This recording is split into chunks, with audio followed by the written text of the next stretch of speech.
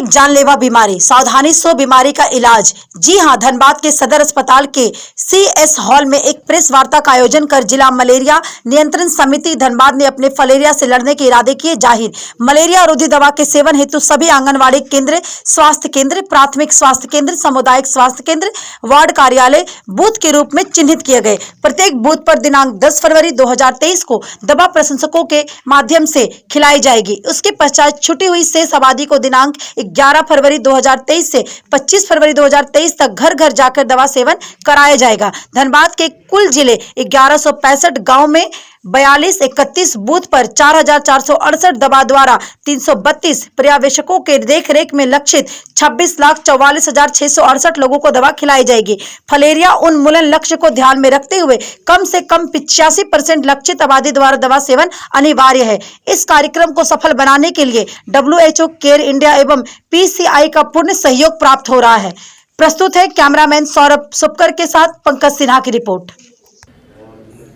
नमस्कार, आप देख रहे हैं न्यूज इंडिया 24 और मैं हूं आपके साथ पंकज सिन्हा। आज हम धनबाद के सदर अस्पताल के CS यानी कि सिविल सर्जन कार्यालय में मौजूद है, जहां पे सिविल सर्जन सर मौजूद हैं और 10 से लेकर के 25 फरवरी तक फैलेरिया जागरूकता अभियान चलाया जा रहा है, जिसमें तरह तरह के कार्यक्रम करना तय हुआ है। हम डॉक्टर साहब से बात करेंगे और पूछेंगे कि इस फैलेरिया जागरूकता अभियान को लेकर के क्या सोचते हैं, कितनी बड़ी चुनौती है ये, कैसे बचाएंगे अपने धनबाद जिला के लोगों को इससे।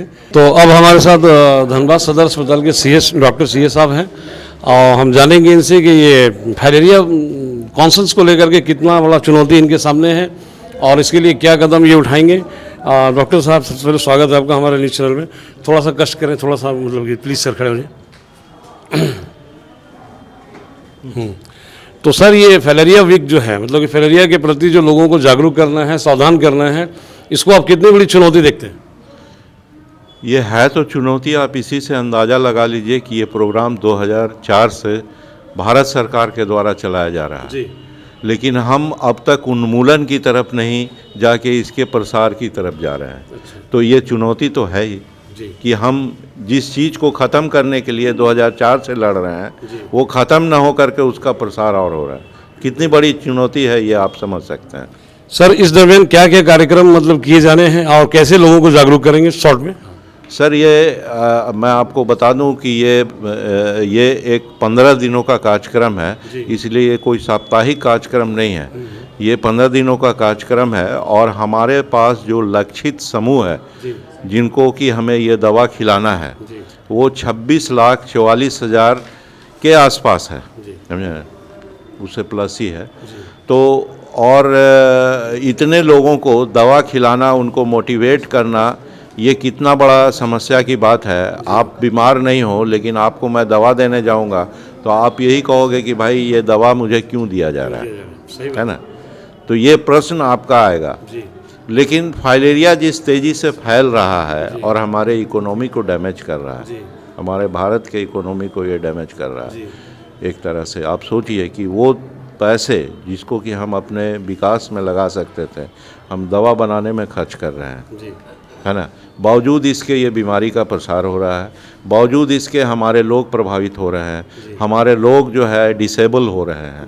जो उनकी प्रोडक्टिव ईयर होनी चाहिए, जो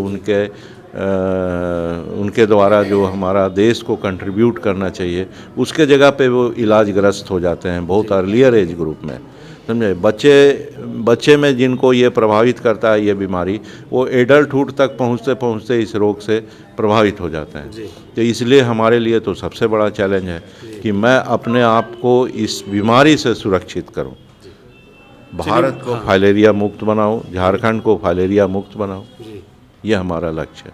बहुत बहुत धन्यवाद आपका हमारे न्यूज़ चैनल से बात करने के लिए। मैं भी धनबाद जिला के एक एक व्यक्ति को, एक एक लोगों से अपने चैनल के माध्यम से आग्रह करूंगा कि आप जागरूक हो जाइए और अवश्य ही ये दवा लीजिए। कोई सवाल मत कीजिए कि भाई जब मैं स्वस्थ हूँ तो दवा क्यों लूँ। और कैमरामैन सौरभ सुपकर के साथ पंकज सिन्हा, न्यूज़ इंडिया 24।